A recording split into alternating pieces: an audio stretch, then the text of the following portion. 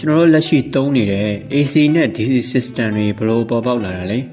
ဘယ်သူတွေကတီထွင်ခဲ့ရလဲစဉ်းစားဖို့ပါသလား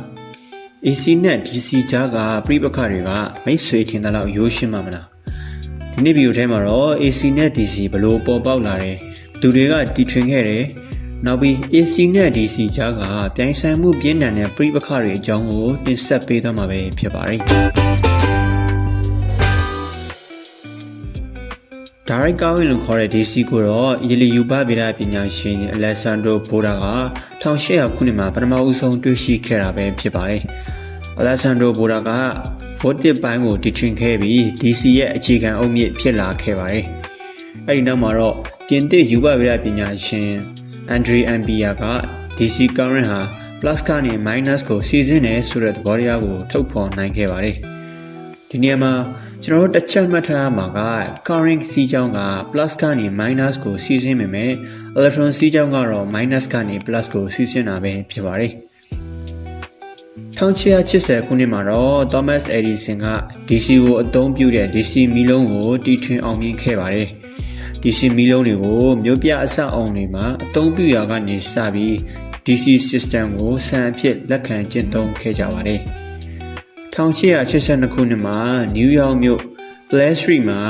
ပထမဦးဆုံးကမ္ဘာလျှပ်စစ်ဓာတ်အားပေးစက်ရုံကို DC စနစ်နဲ့ဖွင့်လှစ်နိုင်ခဲ့ကြပါတယ်။အစောပိုင်းမှာ DC system ကိုအသုံးပြုခဲ့ကြပေမဲ့သဘောမကျတဲ့သူတွေလည်းရှိနေပါသေးတယ်။အဲဒီအထဲမှာ Nikola Tesla ကတော့တယောက်အပါအဝင်ပဲဖြစ်ပါတယ်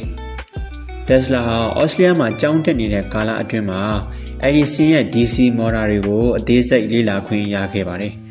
DC မော်တာတွေဟာ commutator ကိုအဓိကထားတိစောက်ထားတာဖြစ်ပြီး losses အရန်များပါတယ်။ဒါကြောင့် Tesla ကမော်တာတွေကို commutator မပါဘဲမောင်းနေမဲ့စနစ်ကိုရှာဖွေခဲ့ရကမှဆင့် alternating current လို့ခေါ်တဲ့ AC ကိုရှာဖွေတွေ့ရှိခဲ့တာပဲဖြစ်ပါတယ်။1889ခုနှစ်မှာတော့ Tesla ဟာသူ့ရဲ့ကုမ္ပဏီကိုထောင်ပြီး AC မော်တာ AC generator တွေနဲ့ transformer တွေကိုမူပိုင်ခွင့်တင်ပြီးဖြန့်ဖြူးရောင်းချခဲ့ပါတယ်။နောက်ပိုင်းနှစ်တွေမှာ AC နဲ့ DC ကြားကပြိုင်ပွဲတွေဟာတဖြည်းဖြည်းပိုပြီးပြင်းထန်လာခဲ့ပါတယ်။ Tesla ဟာ Western Heights နဲ့ပေါင်းပြီးသူ့ရဲ့ကုမ္ပဏီကိုကြီးထွားအောင်လှုပ်ဆောင်ခဲ့ပါတယ်။ဒါကိုမကျေနပ်တဲ့ Edison က AC system ဟာ DC system ထက်ပိုအန္တရာယ်များတယ်လို့လူထုကိုယုံကြည်လာအောင်ဝါဒဖြန့်ခဲ့ပါတယ်။ AC ရဲ့အန္တရာယ်ကိုပြသဖို့ Edison ရဲ့ဝန်ထမ်းတွေဟာ AC ကိုအသုံးပြုပြီးခွေးကြောင်နဲ့တခြားတိရစ္ဆာန်တွေကိုလူအများရှေ့မှာတက်ပြခဲ့ကြပါတယ်။အဆိုအဆုံးကတော့ Edison ဟာ AC သုံးလျှပ်စစ်ကလထန်ကိုနောက်ွယ်ကနေငွေပေးပြီးတီထွင်ခိုင်းခဲ့တာပဲဖြစ်ပါတယ်။1890ခုနှစ်ဩဂုတ်လ6ရက်နေ့မှာတော့လူသတ်မှုနဲ့ဖမ်းဆီးခံရတဲ့ William Kamler ကိုလျှပ်စစ်ကလထန်သုံးပြီးပထမဆုံးအနေနဲ့တရားဝင်သက်သေ18ယောက်ရှေ့မှာတရားစီရင်ခဲ့ပါတယ်။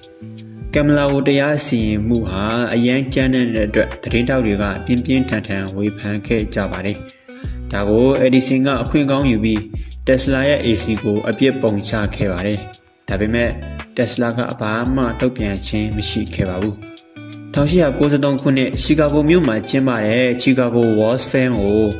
Tesla ဟာ Edison ထက်ပိုသက်သာတဲ့ဈေးနှုန်းနဲ့လျှပ်စစ်ဓာတ်အားပေးနိုင်ခဲ့ပါတယ်။နိုင်ဂရာရေတံခွန်ကနေလျှပ်စစ်ဓာတ်အားထုတ်ယူပြီး Buffalo မြို့ကိုမိုင်ပေါင်းများစွာကိုဖျက်ပြီးအောင်မြင်စွာပို့ဆောင်နိုင်ခဲ့ပါတယ်။အဲဒီနောက်မှာတော့လူတွေဟာတဖြည်းဖြည်း AC စနစ်ကိုလက်ခံကျင့်သုံးလာခဲ့ကြပြီး AC စနစ်ဟာတဖြည်းဖြည်းတွင်ကျယ်လာခဲ့ပါတယ်။ DC စနစ်ဟာရိုးချင်းပြီးဘက်ထရီတွေမှာတူလောင်ရလွယ်ကူပါတယ်။သူ့ရဲ့အကြီးမားဆုံးပြဿနာကတော့ voltage ကိုမြင့်တင်ဖို့ခက်ခဲတာနဲ့ losses အရန်များတာပဲဖြစ်ပါတယ်။ AC စနစ်မှာတော့ transformer တွေကိုအသုံးပြုပြီးလိုအပ်သလို step up step down လောက်ဆောင်နိုင်ပါတယ်။ဒီလိုနဲ့ပဲ AC ဟာကျွန်တော်တို့လက်ရှိသုံးနေကြတဲ့အဓိကလျှပ်စစ်ဖြန့်ဖြူးရေး system ကြီးတစ်ခုဖြစ်လာခဲ့ပါတယ်။ဒါပေမဲ့ DC system ကပျောက်ကွယ်သွားခဲ့ရတော့မဟုတ်ပါဘူး။ကျွန်တော်တို့သုံးနေကြတဲ့ electronic ပစ္စည်းတော်တော်များများဟာ DC system နဲ့အလုပ်လုပ်ကြတာဖြစ်ပါတယ်။